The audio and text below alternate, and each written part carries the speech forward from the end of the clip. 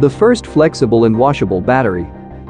UBC researchers have created what could be the first battery that is both flexible and washable.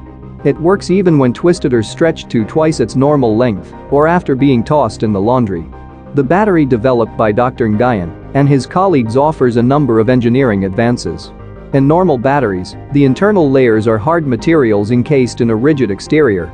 The UBC team made the key compounds like zinc and manganese dioxide used in a battery stretchable by grinding them into small pieces and then embedding them in a rubbery plastic or polymer.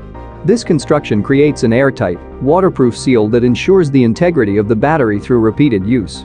The developers believe that this could launch a new era for connected clothing.